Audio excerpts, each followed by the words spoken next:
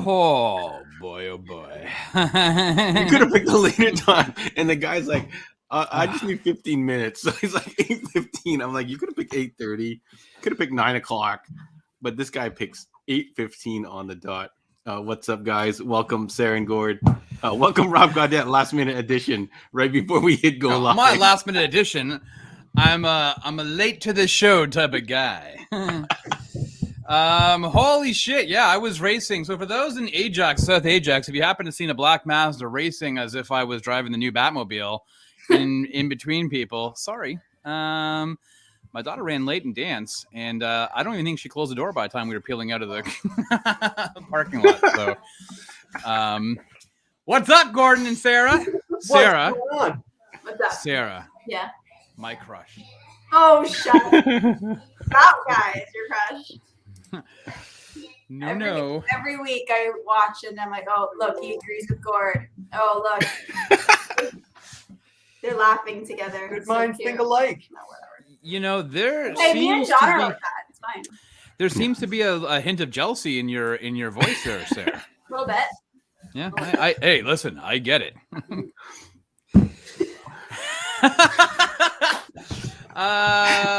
Yeah. So hey everybody, what's going on? John, how are you? I'm good. It's cold outside, eh, folks? You guys bust out your winter jackets and stuff yet? No. I don't go outside. No? Nice. He doesn't. Unless we order food. I go to the garbage. Wait, what now? You go to the garbage. Yeah, take stuff out. That's about all I do. Why? Because I order a lot of stuff on Amazon. You're the guy in the room shoving the boxes in. So I work you from home. yeah, so I work from home. I go outside all the time. Today was freezing. You have kids. But I don't walk them. Yeah, but you have to get them from dance. Well, yeah, okay, fair enough. Jumping from car to house isn't that bad. Go for a walk, Gord. Look how fit you are. You're the iron triathlete. How is it that you're Zwift. fair enough? Well, you're much more fit than I am. John, how you doing, buddy? I'm good. Are you sure? I hope so. Yeah. You hope so? Yeah. No, I haven't slept since I watched this movie. No, I'm just joking. Yeah, fair enough. So, hey, thanks everybody for joining. We are doing a rundown of 1984's A Nightmare on Elm Street. This is October. It's the seasoning of the witch. It's the spooky time. I don't know about. Well, Gord wouldn't know what his neighborhood looks like, but on most of us who go for walks in the neighborhood, I'm sure you've seen lots of decorations and spooky shit outside and people decorating their house. So, for the sole purpose of scaring the crap out of kids. So. That's a lot of fun. God bless those people who go crazy and all out. It's really fun to drive past their houses and see skeletons and like whole scenes set up and stuff like that. I think that's great when those guys get into the holidays. If I had a yard, I would get banned by my town. My goal would be to make kids cry and just terrify them. Wait, but Gord, streaking and mooning is considered indecent behavior. No, you can also do that all year round. I feel like that's not a dedicated Halloween thing. I guess it depends on how scary his ass cheeks look. I don't know. How poorly do you transition from T1 to T2 in a triathlon? It could turn into streaking. I get it. That's a bad joke that you don't like to hear. But so let's get into stuff with the store. John is in the middle of a conniption fit, but let's get into stuff with the store. John, what do you got? What's coming out this week? So we got a whole bunch of new comics coming out that has been posted live to our Facebook and Instagram account. So if you haven't checked that out, you can see all the new comics coming out this week. Marvel, DC. Hopefully things are on time. Hopefully boxes don't get lost. You know, it's a constant struggle. And we also do have a small restock of Pokemon coming in. So if you're into the new Pokemon stuff, Pokemon Celebration stuff, hit us up on the ASAP. And I will do my best to get something for you, but it's going to be really tight. So other than that, we just got in the Hasbro Fortnite figures. I think I mentioned them before on one of our other shows. So the brand new now under the Hasbro licensing. They used to be under McFarlane and Jawares and stuff like that, and now it's changed hands. The figures are really nice, really good quality. Several pictures of them up on my Instagram and the store's Instagram, so definitely check those out. And let's kick it to Rob. What kind of news did you get last minute while you're driving in your car? Oh, buddy, let me just tell you. We have breaking news today, actually, John. Marvel and Disney have made a shift in a number of their movies coming out for the 2022 release date year. Starting with Doctor Strange, which moves from March until May of 2022. This then, of course, causes a ripple effect where now Thor, which was supposed to be May, is now moving to July. Black Panther 2 goes from July to November. The Marvels. Sorry, Gordon, Sarah. The Marvels have now been moved from November to February of 2023, and then Ant-Man 3 has moved from February of 2023 to July of that year. So that is a huge shifting. Of course, we do know that there are some other what they call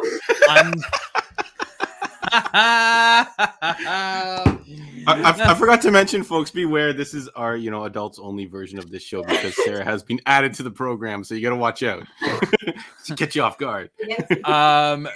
There was also a couple of untitled Marvel movies that have also been shifted. So, we had talked about potentially Blade being one of those. I'm assuming that's not, but you never know. So there's a lot of shifting as well.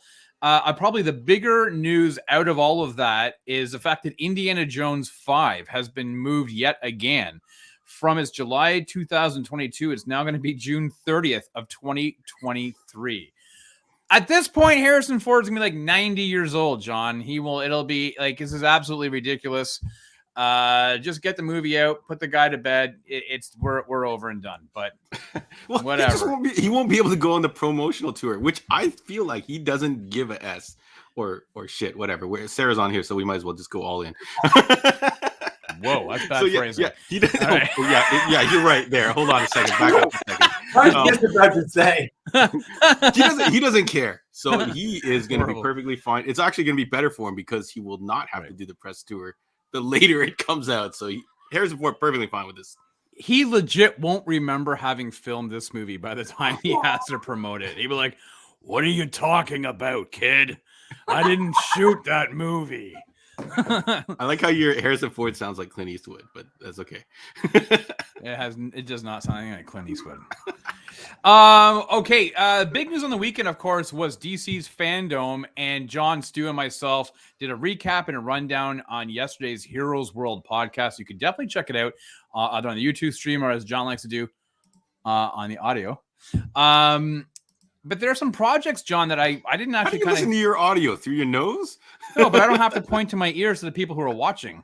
It's a visual cue. Yeah. But John, you know what? There are some projects that we didn't talk about that weren't announced. That I guess I kind of thought about or forgot about until afterwards.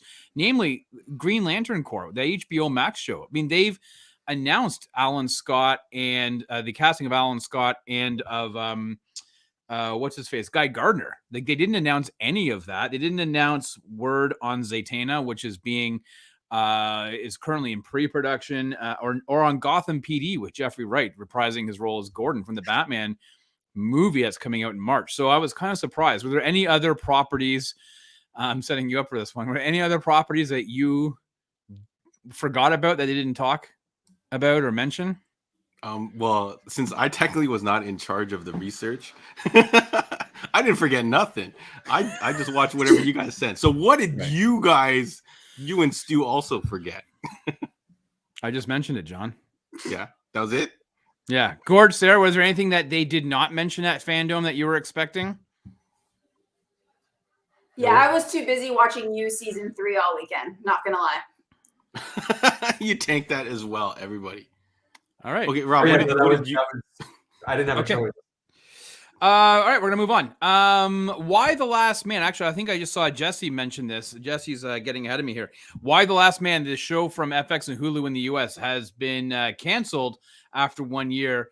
Obviously, the TV show based on the Brian K. Vaughan comic that I believe Andre is still doing a revisit on one of his shows on the Heroes World channel. Definitely check that out. As you know, the four of us had reviewed episode 1. John, are you surprised that it was canceled? And when did you stop watching? I only got that first episode in, and I was intrigued, and I did want to catch up on the rest. But now that I know it's canceled, I guess I don't have to do that unless it gets picked up for something. I'm not surprised. I feel like the buzz for it and the anticipation for it maybe was a little too high, and so much time had passed. Like, I don't know if you remember when we first heard that this was being developed for TV, but I feel like it's been a significant amount of time. Long time. Yeah. So when something takes that long to finally click into place and get rolling, maybe sums up with it. But I wish the cast, the crew, all those people working on the show, it sucks to be out of a job. So hopefully they do find a new home on some other network or something like that. I think I only got to episode 4 or 5, maybe even not even that. I actually kind of forgot. I stopped recording it and I was watching it on demand and then completely forgot about the show. Finale just aired, didn't it? So it didn't get canceled as fast. I think it did. I think it is concluded, but it didn't get canceled as fast as Jupiter's Legacy, which I guess dropped everything at once on Netflix. Right. So that's super sucked, but at least these guys got most of a season. Sarah Gord, did you guys watch it at all? Why Last Man? No. Why? See, that shows it. Yeah. Nope. Which maybe availability. Was it not as available as most shows? Like if it was a Netflix show, maybe more people would have watched it. Well, yeah, and that's probably true. It was on Showcase in Canada, and so obviously you had to have subscribed to one of those channels, right? And if you didn't, then you're SOL. We don't have it's different, right? So, or it's Showcase, or I guess I was watching. No, it's FX. Sorry, it's FX Canada. So I happened to subscribe to that for a couple other shows, so I was able to watch it through there. If you don't subscribe to FX Canada, it's a specialty channel. Then of course you're not going to watch it. So it's no surprise that a lot of people up here did not see it. Okay, cool. As you guys know, we at Heroes World here are big fans of John Wick, and we've talked about the prequel series, The Continental, that is being developed.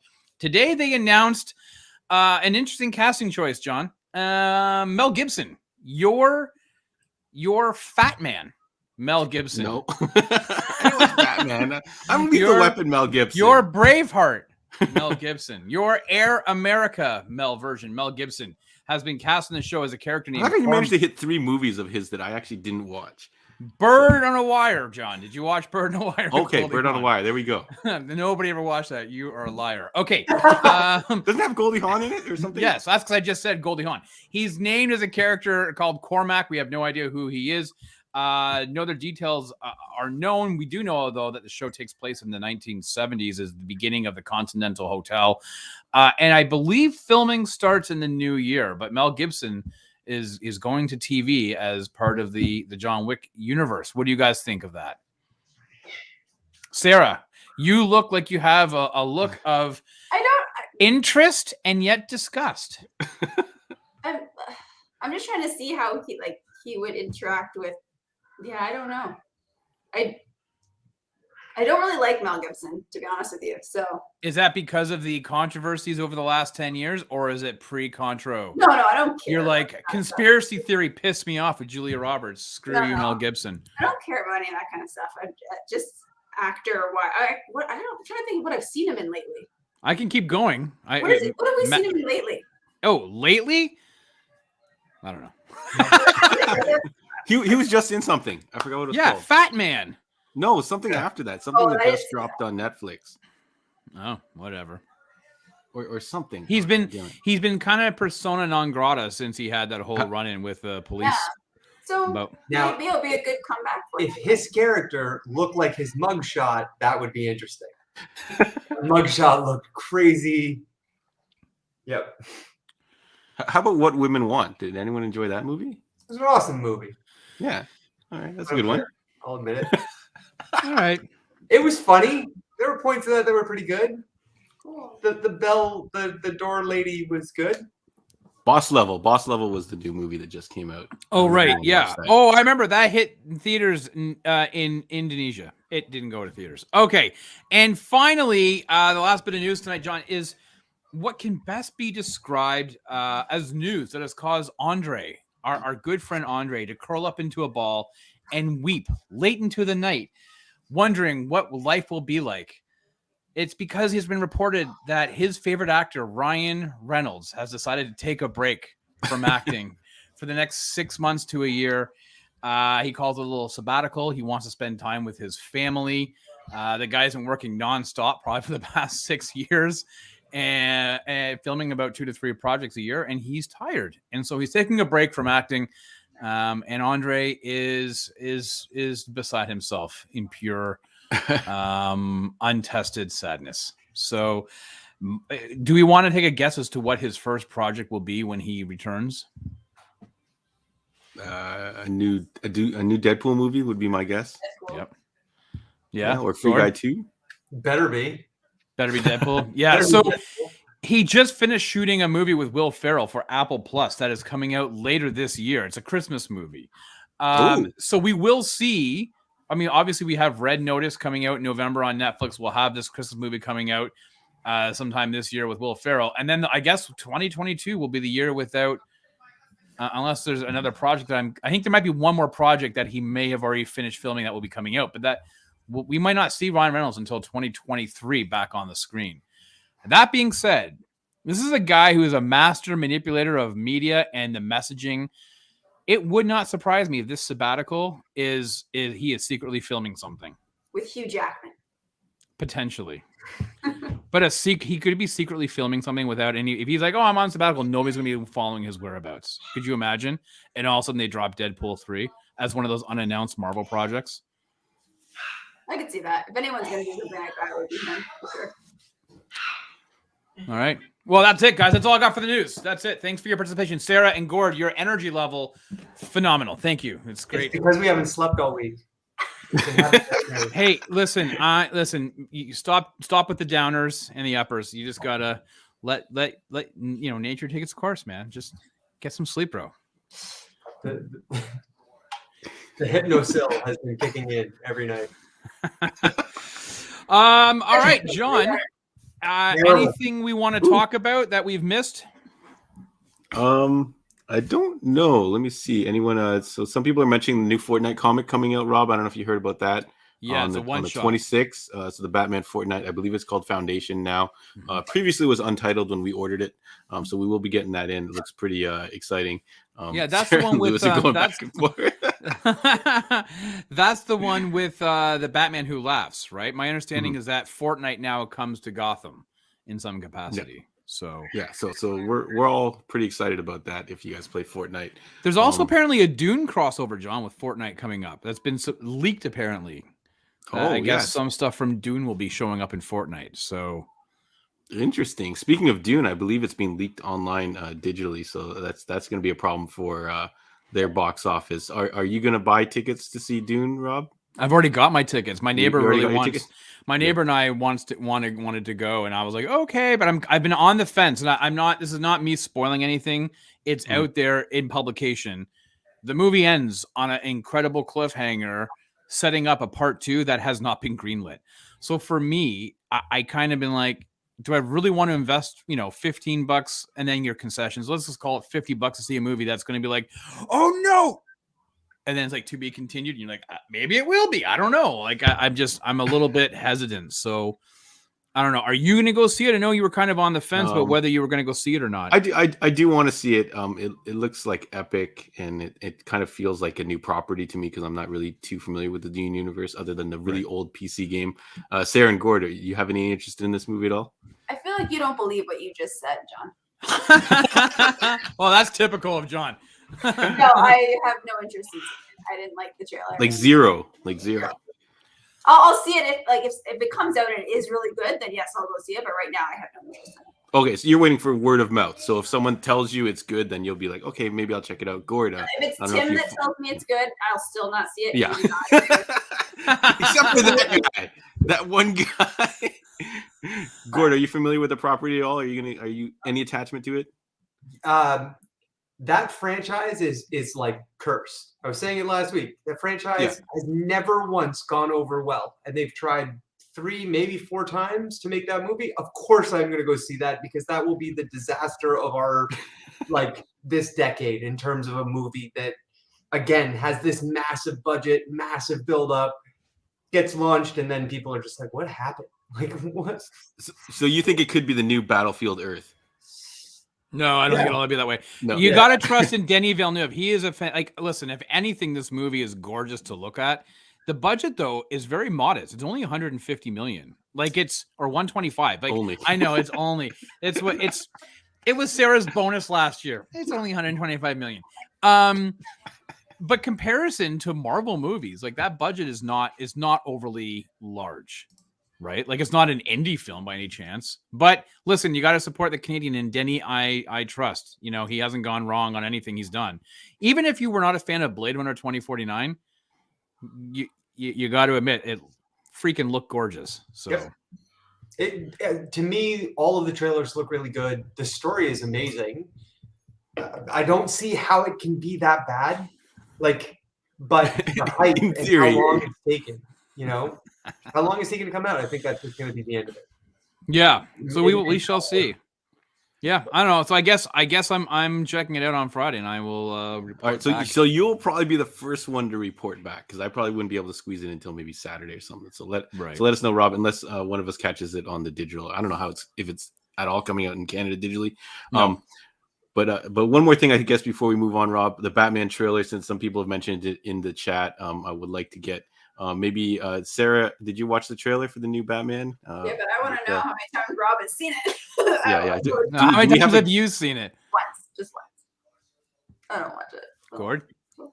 I've only watched the first like 10 seconds of it. Was like, nope, I'll wait for the movie. This is one of those ones I want to go. So you're in, you're in. You don't want to see anything I else. want to go into it blind. I don't want to know. I don't want to know anymore. So if you guys want to talk, go for it. Any more thoughts, Rob, of the trailer now that you've had a little like a couple days for it to set in? I know you were on repeat watching before we recorded on Sunday. Anything else you want to be hype about? Well, first of all, I think if you instead of watching it on like the YouTube channels, if you can, like if you have Apple TV, it's on there. It's under in 4K. Like it does. You get to see a lot more texture and a lot more visuals in the 4K version. There are, I don't know, a myriad of sites that have screenshots taken from the trailer. And any one of those screenshots could be like a wallpaper if this was, 2003 that you would put up on your desktop. They just look gorgeous. Like I think this will really, this is going to be probably will define Matt Reeves' career going forward. This movie, he's really upped his game. It looks gorgeous. As for the number of times I've seen it, 21. You counted? That's impressive. I'm impressed. What is 21 times? How long is it? About a minute? Oh, that's not bad. It's like it's 2 and 3/4. 2:42, okay. I think. So you've spent like about an hour rewatching it. So that's not bad. I will say 17 of those times in the can. So it is your new bathroom timer. You're like, can I get business done within this trailer, or do I have to watch it twice? But yeah, that's a little sneak peek into Rob's bathroom. I don't know what you would call it, little game. Whoa! All right, and with that, John, let's break into what we are here for tonight. So it is currently October the 18th. Like I said before at the start of the show, thanks to everybody for joining. It is October. It is the season of the witch. It is Halloween.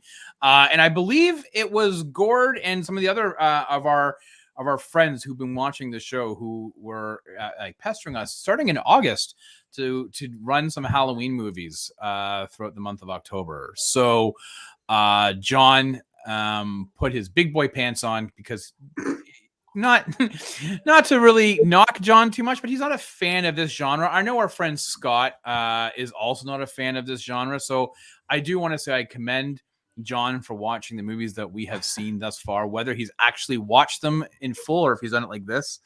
I do commend it. So before we go any further, one of my favorite movies is The Terminator. Is Terminator considered a horror movie? No. Or an action movie? No? You guys sci-fi action. No, it's not horror at all. All right. I get where he's coming from. It's an unstoppable sort of like Mike Myers and Jason Voorhees. Yeah, especially at the end, right? Don't encourage him. No, it's as far. He's just wrong, Gord. He's just wrong. That's like saying the Rodney Dangerfield movie Ladybugs is a horror movie. It's not. It's not. No, okay, that's too crazy. Don't get me started on Ladybugs. Yeah, please. You're pushing the wrong button. I think Jonathan knows right. It's sci-fi suspense with a final scene that is horror-like. I think the closest you could ever get to your argument, John, would be Aliens. That's about as horror as you can get for a sci-fi action movie. But we went back in the Wayback Machine. As you know, last week we did Scream from 1986, and we went back even further, John. We went back to 1984, to the good old days of 1984, when I believe, John, you were what, maybe 3 years old? Little older than that, yeah. I Yeah, a little definitely older didn't than see that. this in theater. I definitely didn't see this in theater. If that's what you're trying to figure out. All right, fine. Well, I was 8 years old, John. Wait, 7 years old, John. No, I was 8 years old. I was 8 years old, John, and I checked out this movie when I was probably in my 11 or 12. We went back to Nightmare on Elm Street. I got some stats for you. Released on November the 9th, 1984, because nothing says a Halloween movie but is being released in November. Missing Halloween. Yeah, just a bit outside. Budget of Bob Uecker. A budget of $1.1 million and a total box office globally of $57 million, which under today's numbers, you're like, what the hell? $57 million. But back then, those numbers were huge. Right around the world. The movie is considered to be one of the greatest horror movies of all time, and I would be interested to get our panel's opinion of whether that actually rings true. Rotten Tomatoes obviously wasn't around in 1984, guys. However, it currently has a score of 95% from the critics and an 84% audience score. As I said, it was written and directed by Wes Craven, starring Heather Langenkamp as Nancy, John Saxon, of course, Robert Englund as Freaky Freddy Krueger, and also marks the introduction of an indie actor. You may know him from such films as Ed Wood, Edward Scissorhands. Is known as Johnny Depp. John, I'm not sure if you're familiar with him. This is right before he started in 21 Jump Street. As an aside, Nancy actually returned to the franchise 2 more times. She returned in Nightmare on Elm Street 3, The Dream Warriors, as well as 1994's Wes Craven's A New Nightmare, which is kind of like a meta reboot. Like, it's about them talking about making a new movie, but Freddy Krueger actually exists. So that was he shows up and he's like, yeah, it was a money? really, yeah, like you actually see Freddy versus Robert Englund. It was a really bizarre movie that I think was probably ahead of his time, but poorly executed. And speaking of a reboot, as you know, they did try to do a reboot back in 2010 with Jackie Earle Haley, who was Rorschach in Zack Snyder's The Watchmen movie. It was produced by your boy, John. What's his face? Michael Bay. However, it didn't do well. It did not do. I actually never saw it. It didn't do well at the box office and has fizzled away. I don't even think you can find it anywhere to stream. It's been erased from the sands. It has. From memory. We got Men in Black on that one, and I think New Line has looked at trying to reboot it. There was talk about another reboot happening, but they've kind of put all their chips in the Conjuring universe.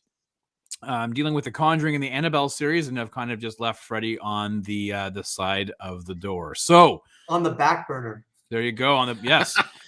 He's been sliced away. So we are talking A Nightmare on Elm Street. And John, did you watch this movie in its entirety?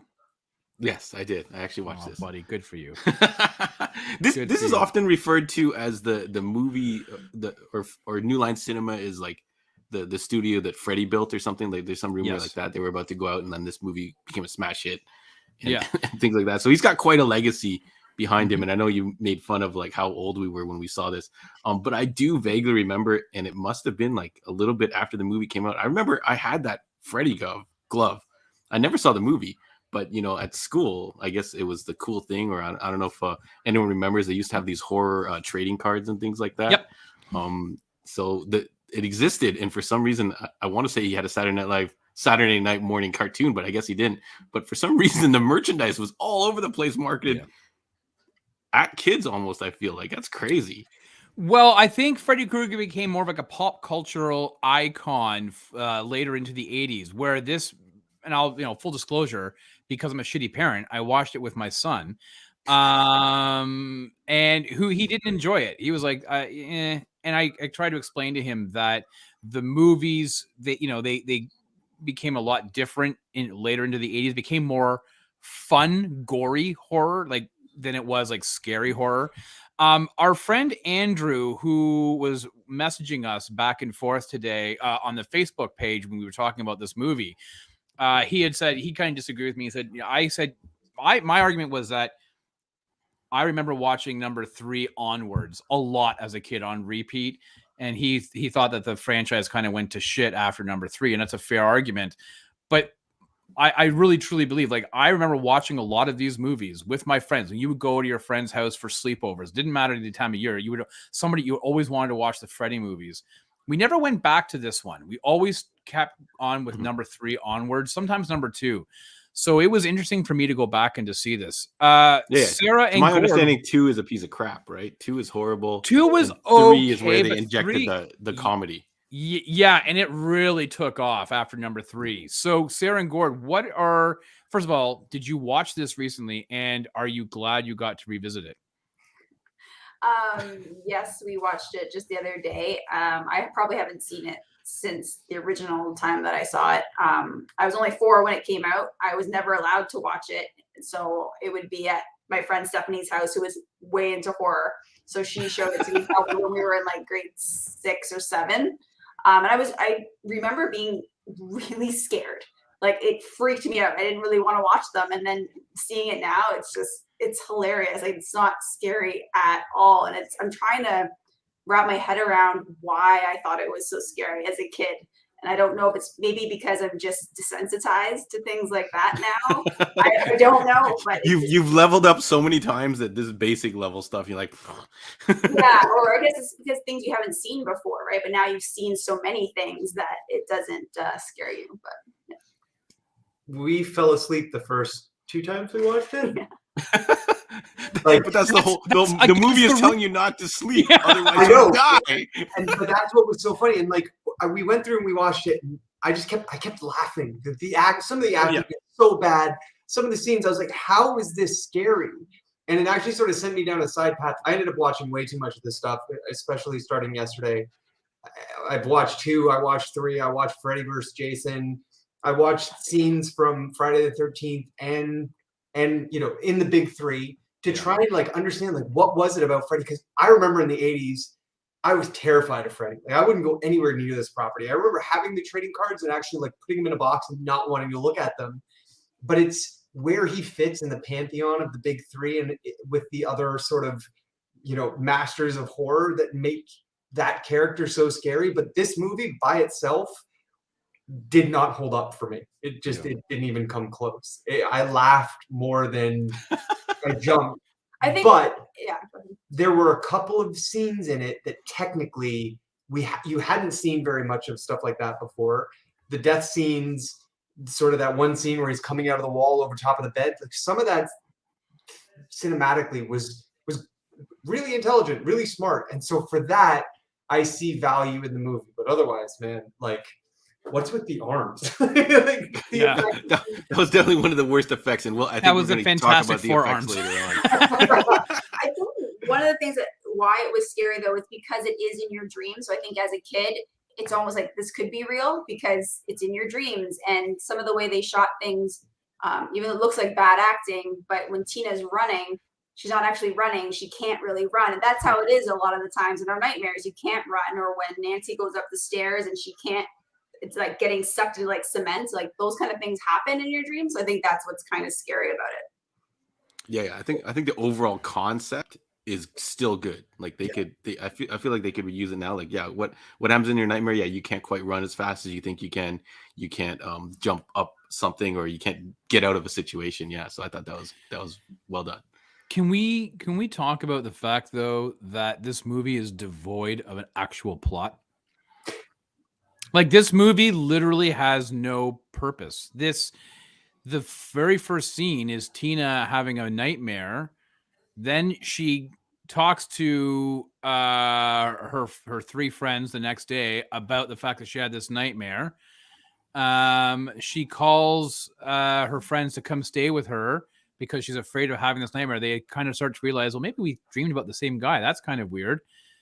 Tina has crazy sex with this like 10-foot tall guy who you find out after she's been brutally murdered that she was only 15 based on the news reports, which I thought that was very awkward. Yeah, that's the scariest thing. 50, yeah, like, right, you're this, she's crazy, and then a couple more murders happen, and then Nancy's drunkard mom is the one that tells her, well, we she's essentially copping to murder. Like, yeah, we locked that guy in a house and we burned him down because he had killed kids, but he got off on technicality. So we vigilante killed him. And maybe he's in your dreams to come back and haunt you, but that's nonsense, Nancy. There really is no plot. Like it's a very he just wanted he wanted to murder children, which was his thing. I think but originally usually he was a you, child molester or something, and they had to change it up because they were like, "Yo, that's a little too crazy." But right, but I that's think crazy for a 15-year-old to have a sex scene. But yes, child molester is horrible. Yeah. They were like, "Yeah, that's the line. That's the line." Yeah, 15. That's good. The molestation, that's on that side. So guys, we're gonna stay on this side of the line. But I think one of Sarah's points was why you identified with it was I feel like the whole cast did look pretty young. Like some of these older movies we watch, and kids are supposed to be in school or whatever, they definitely don't look like they're in school. These kids looked young. I don't know how young they were when they filmed this. 20. He was 20. Yeah. They were like 20. Yeah, they were probably just pretty young. out of teens or maybe something like that. But they did look young. I thought that worked for it. but don't you think though, if they had started the movie off, Tina has her nightmare, then and then they start to investigate the fact like you have no understanding of why Freddy's doing what he's doing. Like he just kind of appears out of nowhere. Like all I'm saying is that plot wise, it was really bizarre. Like it was, again, to me, it was devoid of an actual purpose. It was just really, it was like you're watching best of clips of people getting murdered. Yeah. Without any context. Okay, sorry, go ahead. Background plot in any horror movie at the time, you didn't have one. Well, no, not necessarily. If you went to Friday the 13th, y'all were at camp, and then the mother was taking revenge for her son dying because of absent camp counselor. So there was a reasoning behind it. Like there was a bit of a plot. You don't get that until the third act, and you still get a little bit of the reveal as to why Freddy's doing what he's doing. Just a little bit. However, the scariest movies are when there is no purpose as to why there's killings. Like in The Strangers, it's just because they were home. That's the scary. Yeah, fair enough. I think that I guess maybe like Nancy, I just don't take murder seriously enough. And then you're just gonna drink your full bottle of booze. Yeah, so overall, I'm gonna hide my booze. Don't look at this. Drink and a then giant as you're bottle. walking, I'm like, oh, when she pulled the booze out of like the linen cabinet. Yeah. It's like glasses. We don't have glasses in this house. Yeah. Yeah, and like it's not that hard to find. It's like, oh shit, I need a towel. Oh, mom's got a bottle of vodka in here. In so many better places. Yeah. Okay. So overall, right. Sarah and Gord, you're feeling it didn't really kind of stand the test of time. I'm glad we watched this because it reminds me of why I like Freddy so much, because he is different than the other two, Jason and Michael Myers, who they're just unstoppable forces. There's no reasoning with them. There's no communication with them. There's nothing. And it doesn't matter what you do to them. They just keep coming back. Whereas Freddy interacted with people, and Freddy, Nancy tries to fight back, and she's a very strong lead for the time. Like she yells at her boyfriend and calls him a shit for not staying awake, and she fights with literally every other character in the movie, and stands up to Freddy. But then in the end, he gets her, and there's no escaping it. Or does he? Well, that's the other thing is with these movies, you literally never know what actually happens at the end. Yeah, the ending was so open-ended. It's like, wait, are they still in a dream? Like it was so bizarre. I think that's the whole point of the movie, though, that you don't know what's a dream and what is. Like I was laughing though when she started to Home Alone her house because I had forgotten about all this, and then I'm like, oh shit! When the hammer hits him, it's hilarious. He's like, Freddy overall looks like just kind of like this sloppy dude. Like when he kind of like sidles in like sideways with his like wrecked up shirt and stuff. He actually looks quite humorous. But Rob, what do you think overall? Do you think it holds up, or you're like kind of like? No, well, okay. So I think I respect it for what it did. I will say that the Tina scene of her dying, being flipped around in that room, holds up. Like that was, and knowing that they didn't use wires or anything else, like they literally put her in a box. I think we're going to talk about the effect. And she was like flipping all over the place. That was pretty cool. I like the Johnny Depp, the death scene. I mean, that blood pouring out like that. Again, you knew how they had filmed it, but it just looked amazing. And so I really appreciated that. I appreciated the idea, like the concept of Freddy I really enjoyed. So it holds up for that. I will say though that a staple, like I think a lot of people we go back and we watch these movies because we grew up with them and they're fun horror. Like you're not scared by it, but it we've always talked about, John, this show, the nostalgic itch that gets scratched when we watch these movies. But it becomes prevalent, at least in my eyes now, as a 45-year-old guy, and in this Me Too movement that we've seen the last number of years, that a lot of these horror movies from the 80s, the sexual overtones, not even like the sexual overtones are huge. And I don't know if you could get away with the type of stuff that they did back then nowadays, right? I mean, a lot of these Freddy movies are all, naked girls and all everybody's, sex scenes and this and that. I mean, like this movie that was with the pretty tongue. tame.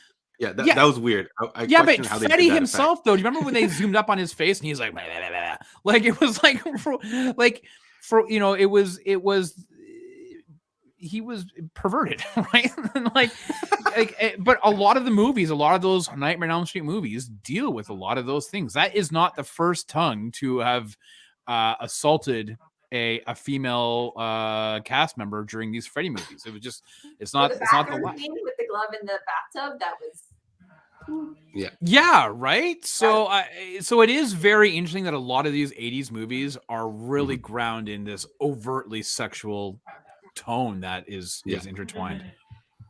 Yeah. So, well, overall, I actually kind of dug it. I kind of like understand the origin, not that particular part, but the overall feel of the movie. I felt like it was a really good throw. It was definitely a nostalgic throwback. It definitely wouldn't make you really scared per se. I think there was only one jump scare in it when she wakes up in her room and she's like, "Oh, I didn't get him," and then he jumps from behind the bed. It's kind of funny. But since you guys have already started talking about it, let's talk a little bit about these practical effects from back in the day. So I don't know if you guys have like your favorite practical effect or the worst one. I think Rob mentioned a couple of them already. Sarah's mentioned the glove in the bathtub, and I think they had to hollow out the bottom, and there was a guy sunk under the water. It was sitting, right? It was it was an extra compartment for him to stand there, and I guess that actress had to sit there with her legs open, and this guy's like, I'm sure it wouldn't happen on set right now. And if you watch the movies that made us, they actually talk a little bit in depth about the scene, and it was actually the guy who was in charge of coming up with all the special effects that was in the bathtub. It wasn't actually the actor because he was too tall or something like that. Sarah, do you have a favorite or worst or funniest practical effect that you saw? The worst one was at the very end when Marge, the mother, gets pulled through the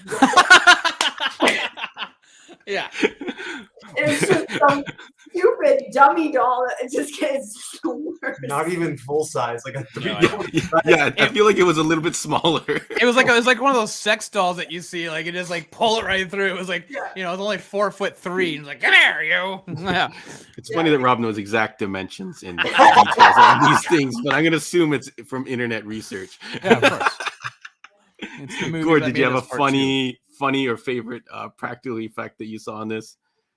There were so many really good. I think that's what got me the most, was that some of that, the in-camera trickery was so good. My favorite one is when he's coming out through the wall over top of her while she's sleeping. I just think that for what that was at the time, awesome.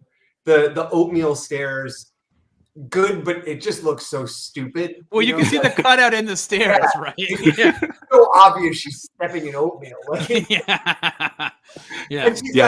And like my thought when I saw that was, how did she know where to get her foot? Because the opening looks smaller than the length of her foot. So she was going toe down into a bucket to try and get it to work. And I was like, that was good acting. That never.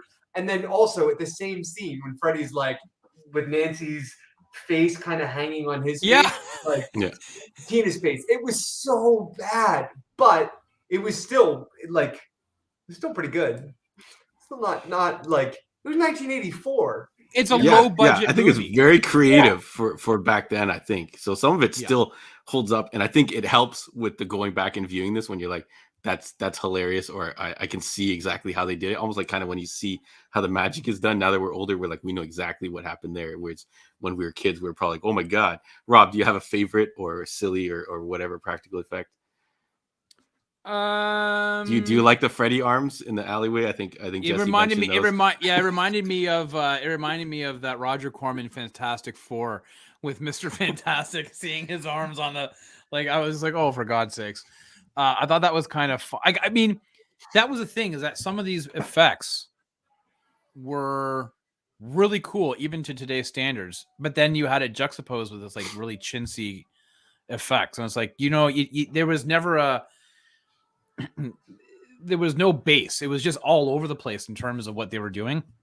So I think it kind of takes it away. I agree with Sarah though to a lot. Like the idea, like I keep looking at this poster. Look at her face. I agree with what Sarah's saying. Gord is great. No, but I agree with what she said. I look at this poster that's next to our guests, and it is like the idea of your dreams haunting you is still a terrifying idea. It's the one thing that we cannot control. When we go to bed each night, you lay your head down, you can't control it. And there's a lot about this movie that has stood the test of time, not just the character. I don't know if you guys can remember recite the nursery rhyme, with the girls on the skipping rope, but I've never forgotten those, that song. It's been embedded in my head. I also think that we as kids of the 80s into the 90s, we were scared of the Bloody Mary and the shit that you do in front of your mirror, turn around 3 times and you're like, you would just do this or Ouija boards and this and that, right? Yeah. So I do agree. Like it is a terrifying idea. My favorite though would have been the Johnny Depp being sucked in was turned into obvious. soup. Yeah. Right. And then seeing the blood, like, it was nice. It wasn't like a cherry red, like it was a nice dark deep red of blood, and that's what you want. I think they were of corn syrup. Oh yeah. I think they couldn't use the corn syrup for that scene because they wanted it to flow, and I guess they had rigged up some room for when the girl gets stabbed, they just flipped it upside down and did that scene. But I thought you were going to mention a couple. I'm going to mention Freddy in the fire suit. That was pretty funny. All of a sudden, he like gets where like 6 more sweaters appear on him. Yeah, and his mask face is like it's like yeah. That was pretty funny. And then there's one scene where I think she jumps from the roof of her house down to like I guess there's a terrace on the ground, and you can see it's like a big air mattress, and she just kind of bounces off it. Well, those are some pretty funny effects. Also, the fact that there's palm trees and it takes place in like middle America, and there's like palm trees like in the background, and I was like, wait, what? And at the very end, Freddy got beamed up to the Enterprise when he tried to go after Nancy at the door, and all of a sudden he turned into blue, and he's like, and I'm like, well, he's somewhere on the holodeck, I guess, and running around causing shit. So William Shatner in space. That's right. He's like, oh no. Look what's here. Yeah. So now, John, having seen this, because Crave has 2 and 3, would you jump into these next 2 movies just out of interest? Do you have interest in watching it? We know Gord said he watched. Yeah, I actually have some interest in seeing what happened to Nancy's character because they say she does come back, and I believe it is the second one, and I believe there's a lot. No, it's number 3. It's the third one she comes back in. Yeah, Dream Warriors. Like that. Yeah, and then they inject a lot more comedy into it, which is where Freddy Krueger kind of sits for me now. Yeah. He's more like the comedic, the bad guy, and Jason is like like Gord said, the unstoppable, just kind of this tank that comes at you and you can't stop. So I think I want to see the humorous elements, and shout outs to, I know I'm going to mention it and you guys don't have no interest in it, but Rick and Morty did a funny sketch where it was basically Freddy Krueger combined with Inception. So they were jumping through dreams and Freddy Krueger was jumping with it. It was pretty funny. Trust me. Or not, whatever. Okay. Yeah, now Sarah, did you watch 2 and 3 with Gord as well, or did you tap out? No, because I go to work like a normal person. You fell asleep. You can't watch them at work. No, she was watching you, so she didn't have time to fit in. You hella more scarier than this, by the way. No, I started watching though. Me or Gord? No, you for sure. But So that's the one I started watching again. Okay. I like that one, so I started watching that one again. Okay, cool. John, what's next in your questions? What do you got? Yeah, the cast. Do you guys want to talk a little bit about the cast? Were there any your favorite character or the worst character? Since I know you guys are already not overall feeling the film, like I thought the dad was really bizarre character. John Saxon. Yeah, he's from Enter the Dragon, right? Yeah. Yeah. I was like, I know this guy. Feels like he didn't age at all, almost. But I thought he was a really bizarre character. But I don't know if you had anyone that you really liked or really disliked. Sarah, you want to take it first? No, not really. Even Johnny Depp, I didn't. I read an article that Johnny Depp got casted because Wes Craven put headshots on a table and asked his daughter and friend who they like, and they picked him because he's beautiful. So I just thought that was he's good. He's a good-looking kid, yeah.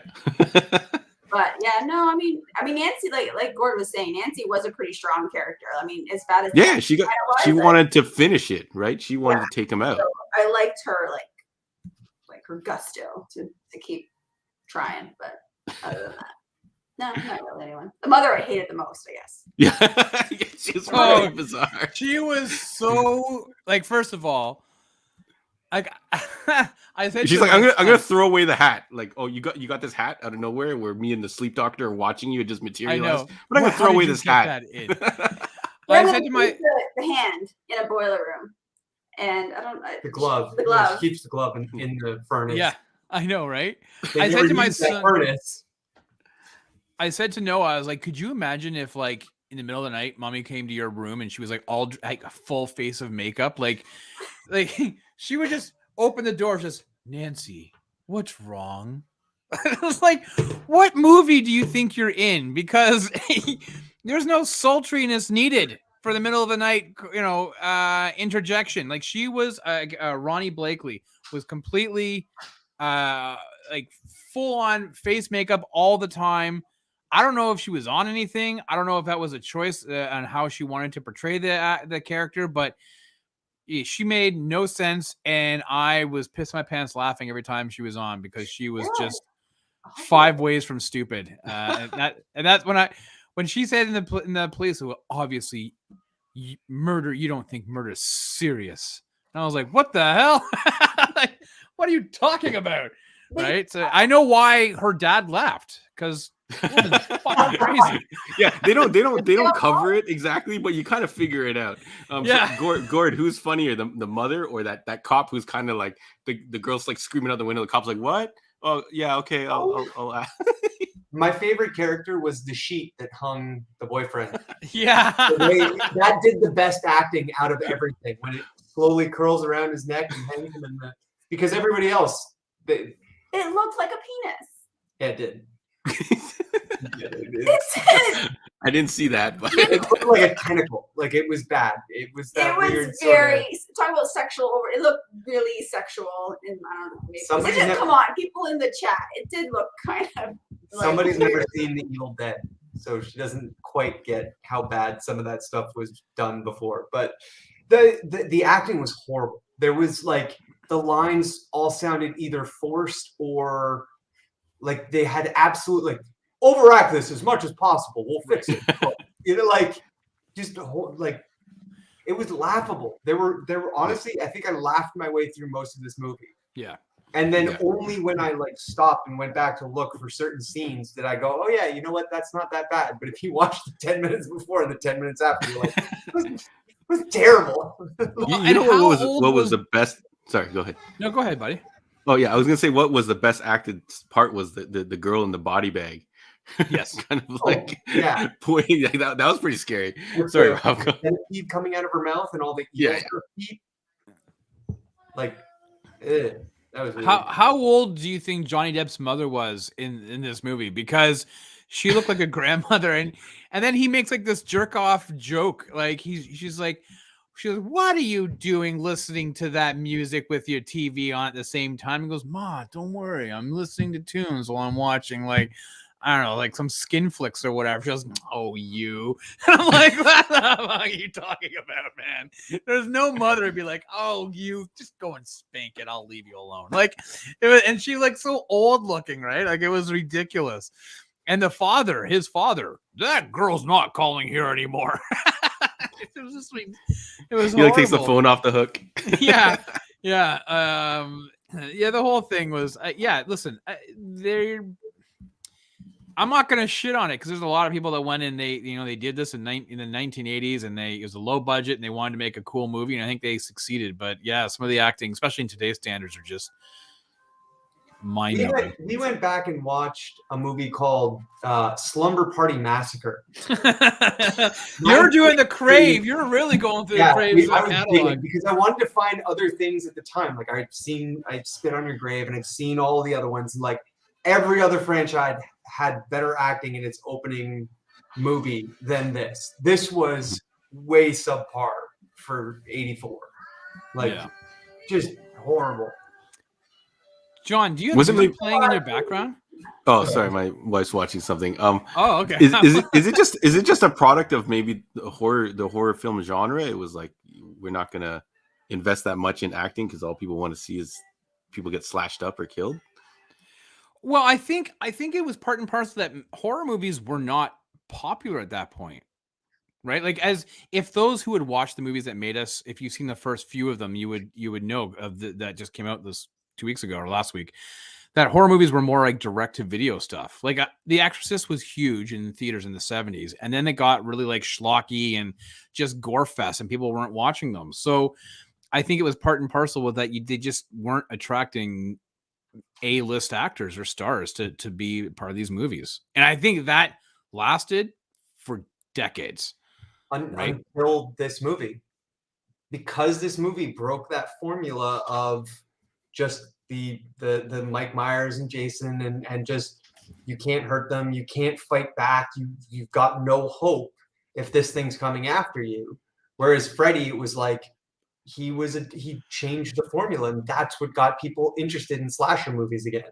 That's what sort of brought it. That this was the beginning of I think when they cast for this movie, it was at the bottom. They couldn't have gotten anybody to do it. That's why they were bringing out faces that had never been seen before. Nobody would have wanted to do this, but this one was so different that it started to get better. And you can see in the progression, like in the second one, he was darker. He didn't have his one lines. He was more like the stereotypical unstoppable sort of force. But there was still those like shots of him being like this, and like Robert Englund gave a lot to the character and his theatrical background and overacting the way he did as a classically trained actor. He just refused to not show through the character, and that's why it started getting campy and fun in the third movie, and then it sort of that got exaggerated again in the fourth movie, and then by the fifth movie it was dumb. It was too much. It was sort of laughable, and that's ultimately what brought the franchise down. But Sarah, I'm going to ask you: were you a horror movie fan? Like, I know you said that you were kind of scared of watching this when you were younger with like your girlfriend and stuff like that, but me? Yeah. No, the other Sarah. I'm sorry. Yes. She was in grade like 6 or 7 at the time. Right. So, but you've grown into being like a horror movie fan. Yes, right? I have my favorite kind of horrors or things that I prefer, and then some that like there's some kind of horrors that I find scary, and some like that what? I don't find gore scary. Okay. So the Saw movies, anything like that, I find them interesting to watch. I don't find them scary. But movies like Paranormal Activity, with the black and white filming and the I guess the boo scares a little bit, those scare me. The horror movies I don't like watching are, because I just find them boring, are the ones about the church or like exorcisms and stuff like that. I just don't find them interesting. So I feel like, yes, I like not believable enough. But I like different, I guess, themes in the horror. So do you though think that this is the best time of year to dive into horror movies, or do you think that they are easily accessible regardless of, like, you could throw it on in March, March evening? Oh yeah. Christmas. Well, no, but the reason I ask is that you bring up Christmas, John, but a lot of the times people won't watch Christmas. You're not going to watch Elf in July, right? Like you are going to watch a lot of these. And we talked about Die Hard. More often than not, people will wait till Christmas time to watch that. It's their staple Christmas movie. They don't usually throw Die Hard 1 in the middle of July, right? Like they just on a rainy day. And in fact, it's almost impossible to find playing on cable or anything else throughout the year unless it's over the holidays, so starting in November. So that's why I don't know is this the perfect time of year to be watching and rewatching these movies. I'm a big fan of The Lost Boys. I probably wouldn't watch it in February though, right? Or in May. For me, it's like it enhances the movie the time of year that you see it, right? Yeah. Well, But I there's also a didn't- good smell to Halloween in the air, I find. I always feel like it smells like Halloween. I don't know why, but there's just some sort of, so yeah, you're more likely to watch. That's very pumpkin spice latte. I was gonna say that's the my pumpkin God. spice latte at the Starbucks. I'm not that way. Okay? No. There's your pumpkin spice hairs, your shampoo and your pumpkin spice cocoa butter, everything. Yeah. No, we don't get I'm down like not. that. I'm No, not like that at all. that's Can I not- ask you a trivia question? Yes, please. Do you know why Freddy Krueger is named Freddy Krueger? I do actually. I do know this. And then John, do you know? Yes. I do. I watched that. The movies that made us. But it's also in another movie. Oh Did you know that? The name? no! So Wes Craven also used it in The Last House on the Left in 1972, but they just shortened it to like Krug, Oh, really? the villain. He really didn't like that guy who was I bullying don't the guy. know who this guy was. That's like, Yeah, could you imagine growing up like that's your name? You're like, what the hell? where we got money? No, I don't think so. Yeah. No, name recognition enough. Listen, he's not the Nirvana kid. He's not getting shit on the album, right? Of Nevermind. So I enjoyed it. John, you're not a horror movie guy. Do you think though that these 80s movies are more accessible to somebody like you who's not a fan of the genre? Like you would stay away from the Conjuring type movies, the scary I was gonna say Poltergeist, but that's not it. The ones like that Sarah was referring to, the paranormal type of movies. That's where I think the Conjuring, I really enjoy those movies because I find that shit to be kind of like terrifying. That's not your jam. So, No, well, any movies are really kind of on the verge of being comedic now at this point. So yeah, you could definitely venture into this genre. But yeah, horror is just not one of those categories I go to. I think it's not really because I'm scared of them. It's actually because I usually get kind of too attached to characters and stuff like that. So if you kill off a character I like, it's kind of like bums me out and I kind of get out of it. So I prefer if they just live through the end, unlike some big name movie franchises we won't mention right now. So that's probably why you don't watch like Game of Thrones, because you're like, I can't handle Red Wedding. I can't handle Red Wedding. Yeah, I didn't even get to that point. I was like, yo, I really love Khal Drago. And then someone told me what happened to him. And I'm like, oh, I don't want to watch this show anymore. Wow. All right. Fair enough. So, okay. I've never heard that take, but John, I respect you. No, you don't. Yeah, I'm a little bit terrified.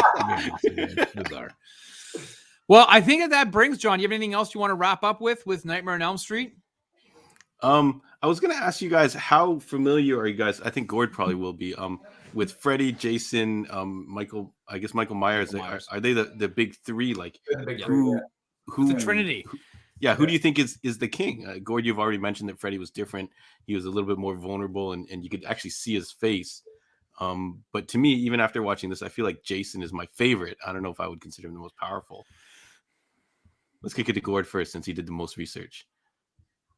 It's always a hard one because you never really know what Michael Myers' powers truly are. Yeah. Like, and they never, in the franchise that I remember, and I've watched those in Friday the 13th way more than I ever watched Nightmare on Elm Street. And I realized doing this exercise was because he actually really did scare me more than the other two.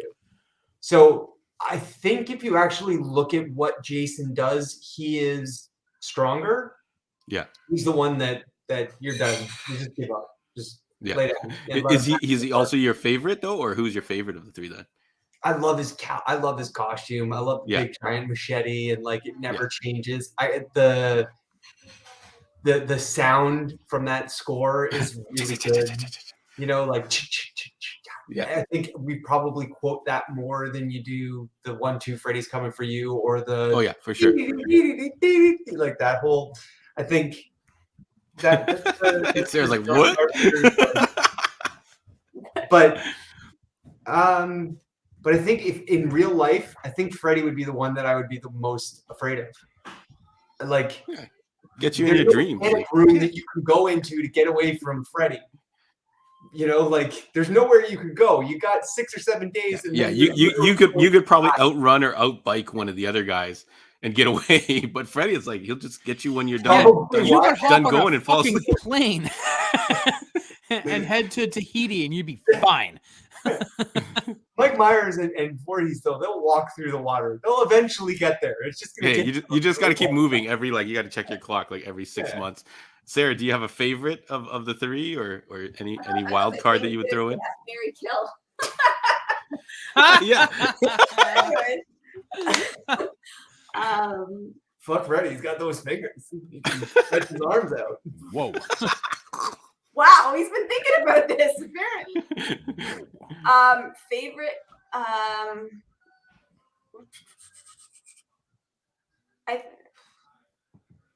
Even visually, who do you...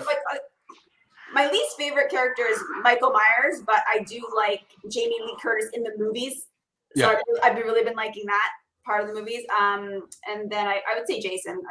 Jason's just because he's just like, senseless, stupid killing. And when he kills Kevin Bacon, that was like one of my favorite kills.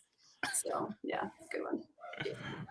I don't think Rob, Jason Goes to Manhattan or whatever, or Jason X. I've seen all the Jasons. Ooh. I've seen all of them. I've watched those- them in consecutive order up until number 10 when number 10 came out. So I watched Yeah, Jason Takes Manhattan.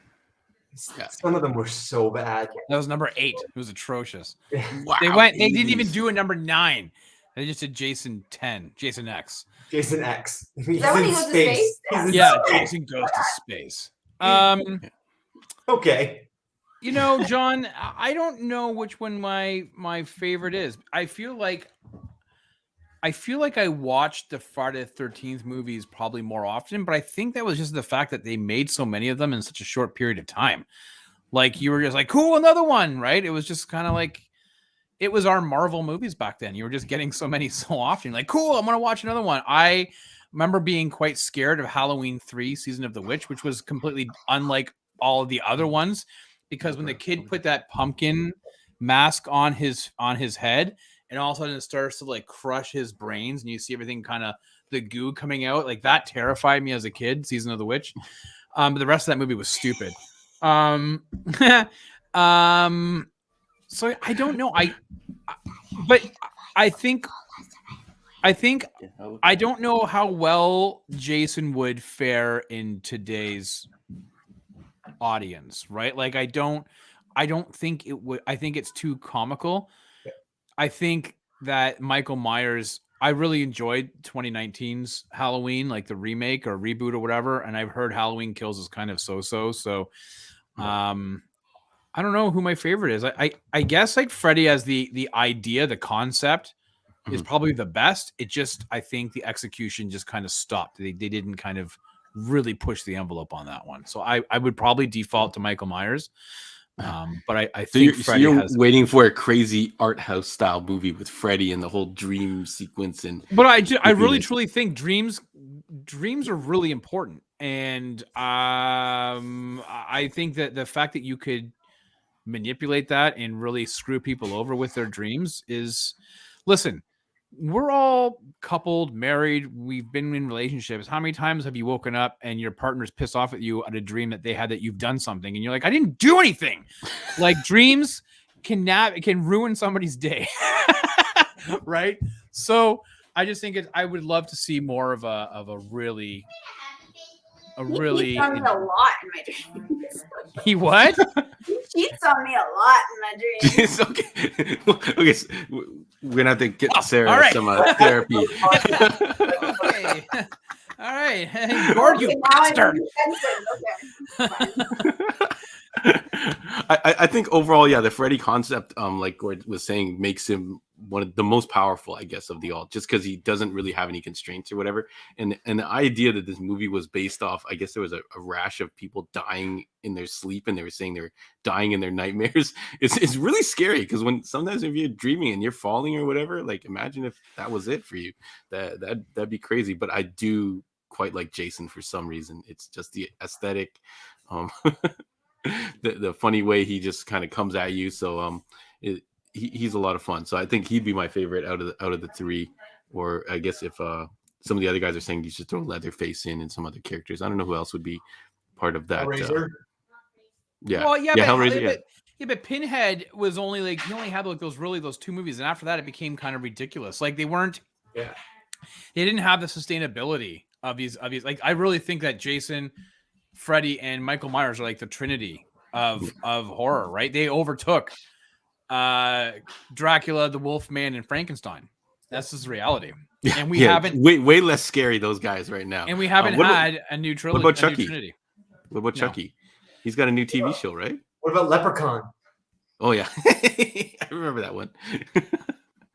My son keeps messaging me, and I'm like, "What?" He's like, "Can the next movie we watch be more modern?" And then he's like, "Let's go like Pennywise." He's saying that Pennywise should be up there as a.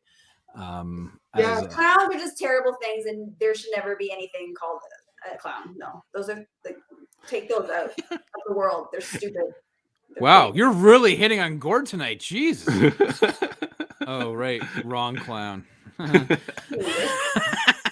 Clowns are hella scary. All right, so John, I guess it's time for we've gone through the gauntlet of Freddy's nightmares. We've delved into a little bit into Sarah's psyche. We feel bad for Gord based on what Sarah's been doing in her dreams, and that's terrifying. And we've understood that you have a really weird connection to fictional characters and don't want to see them die, and hence you don't watch. You won't watch horror movies or My Girl. So, man, that movie's super sad, dude. So, like Sarah's tearing up right now. I know the whole poem. Yeah. So let's get into what we thought about for next week. So again, I actually kind of wanted to go a little bit more terrifying. And I felt look at Sarah's face. Sarah's ready. Sarah wants to be terrified. But John, I think I don't know. So should I just put up my? I wanted to do Hereditary, which is on Netflix. But I think I was a bit nervous that John may not, because I didn't know why John wasn't a fan of horror. So then I kind of juxtaposed that with going back to the 80s with Ghostbusters, because a lot of people were saying Ghostbusters as a movie they wanted us to review, especially with the new one coming out. So I kind of leave it up to the chat and to John, I guess. I was saying Ghostbusters 2. Just You're so an idiot, verify Electric Boogaloo. if we need to know anything about number 2 to watch the new one. No. So that's what, John. First of all, what are you feeling? What would you prefer? Because I'm easy either way. I'm down with whatever. We've got two people right here. Let's ask for their votes first, and then maybe kick it to the chat if anyone else wants to. Sarah, what would you rather watch? Say not Hereditary, because based on I know people that watch this show, they don't watch scary movies, so they're more likely, because Ghostbusters really isn't horror. So in order to be inclusive of everybody, I would say Ghostbusters. And it's a good idea because the new one is coming out. Yeah. And I didn't like Hereditary. So. Ooh, interesting. Gord, any preference? Hereditary was a really good movie. If you have not seen it, I would definitely recommend watching that for sure. Yeah, I want to see it. It's my watch for this week at some point. Have you not seen it? No. Okay, wait. That's the one with the girl, little girl, right? The ugly girl. Wow, that's judgmental. Yes. I don't know if that's makeup. I don't believe that was makeup. Oh shit. Yeah. I think that's how she looks. Way to go, Sarah. But she could play it. People can play it ugly. You know what I mean? They can. Well, yeah, like Charlize Theron in Monster. Yeah. That was the Who is that? The one who does the United States of Terror? Oh my god, I'm such a horrible person. Wait, okay, so Gord, you think I would say Hereditary is Hereditary. something to watch, but that's your vote is Hereditary? Sorry. All right, so I know Jesse has said Ghostbusters. Lewis, I believe, said GB1. He said or GB1. Oh, Alien, or GB1. So no, we're not going to do that. I'm trying to think. Hey, Fraser, let us know. Jonathan Yo, let us know what you're thinking. Fraser's with you, Sarah. Fraser has a good one. Queen of the Damned. He keeps throwing that out every week. That was a good one. Okay, so like I don't think Ghostbusters is a scary movie, but I think it's something that is probably apropos for the time of the year as well. Like we've mentioned we got a new, I guess, Ghostbusters 3 maybe is what we're going to be calling it. Afterlife is coming technically out. 4. Like, I don't know. Yeah, I don't know if that's the other one. Is it part continuity? Anyways, it's Afterlife is coming out in the next 3 or 4 weeks, so we might as well jump. That's my son. What's up, Noah? We might as well jump into Ghostbusters. Noah, don't worry, you and I will watch something else. But we will we'll jump into Ghostbusters, the original Ghostbusters. I believe it is streaming on Netflix and Crave, so there's a multiple areas from which you can check it out. And I guess with that puts a lid on tonight's show. Did everybody have a good time? Yes. Have you guys seen Freddy vs. Jason? Yes. I don't think I have. John, you gotta watch that. Whether you watch any other movies in the Freddy franchise before Halloween, definitely take it. It is such a good job at making fun of itself. Yeah, if it's the comedic aspect of these two characters, I'll definitely give it a roll. Oh yeah. and they wrote the story together well. Like they explain why it happens, and it's such a bad 2003. Like there are so many horrible stereotypes from when we were growing up in 2003 that it makes for a fun time, I think, for our generation. Oh man. All right. So that would just be my only recommendation before we go. Cool. Thanks, man. I didn't mean to sound like a dick. I'm just saying. You didn't? It actually is his regular voice. Yeah, I'm just an asshole. It's just the way it comes across. I don't know. Keep drinking your soap beer, you yuppie fuck. Yeah. Thanks for your. I've got the non-alcoholic one that we picked up, Gord. I did not like it. No, this was horrible. This was a free giveaway. Sarah found something really cool to do in Milton if you've got kids. Oh, yeah. Did you guys get it at the Halloween Lights show? I think that's where my wife got it. Yeah. There you go. I was like, I'll try it. I was saving it for today just to do it, just to try it on camera. I would like to throw out, though, that we've only got a couple of weeks left. So the 25th is next week when we're watching Ghostbusters, and then November 1st is the Monday, obviously the day after Halloween, but I think we should finish off our Halloween on November the 1st. So I think we got to come up with something. So those, whether you won't be able to do it in the chat now, but maybe on the YouTube or on the Facebook, on the posting that we put on Facebook, if you want to put your suggestions on there of the final movie we should be reviewing for Halloween, and listen, whether it's, what's that? Do we do like 2 movies? People have lives. But it's Halloween. If you're watching. Well, it's the Monday, so we got to figure out which one. But, maybe it's something, maybe it's the Lost Boys. Maybe it is maybe it's Saw. Maybe it's, Hostel. I don't know. Something that, or maybe it's a Paranormal Activity or the Blair Witch Project. If there's something that... No. I could throw up if I have to watch Blair Witch Project again. No, I'm going to make you watch with your Oculus Rift glasses. Oh, God. So if it's something that you feel that you guys want to watch for the final one, then let us know on Facebook on the post or whatever, or email John. Fuck no. I was saying The Wraith with Charlie Sheen. I don't know if anyone remembers this movie. Yes, this of course I car. remember. Yeah. I used to think that was a really cool movie, and then I grew up. So at any rate, let us know. But in the meantime, what's coming up this week is we've got Hey, What I Miss on Thursday with myself, John, are second fiddles to both Chris and Pat. The best part about that show is it seems John and I send them all the information, and they are like, "Hey, look what we found on the internet this week." So that's you. I'm just along for the ride for that. So that's Thursday. great. Friday, Andre work. has his TGIF with our friend Jesse. They talk about a rundown of things that are going on in the week and what they've been doing. And of course, the Heroes World podcast every Sunday. We actually don't know what is coming up this week. We'll have to wait to see what Stu surprises us with because we have nothing new to be watching. Dune? So. Is it going to be Dune? Maybe it's going to be Dune. I don't Could know. be Dune. We'll see. And then the rest of November, we're filling up with teen comedies, right? No. Bring it on. We out. still have to do Clueless. You know what? I'm going to be gone for a few weeks in December on a cruise. I'm going to call Sarah up. We're going to run a whole different show. Yeah, it'll be over the Christmas holidays, and you guys will be, Lindsay Lohaning it up. By all means, enjoy it. I think that could mean movies, or that could mean something else. Well, if it was something else, that I'd watch. At any rate, hey Gord, hey Sarah, thanks for joining us. It's always a pleasure. Sarah, it's always great having you. Oh, Rob, I feel the same way. Thank you for having us.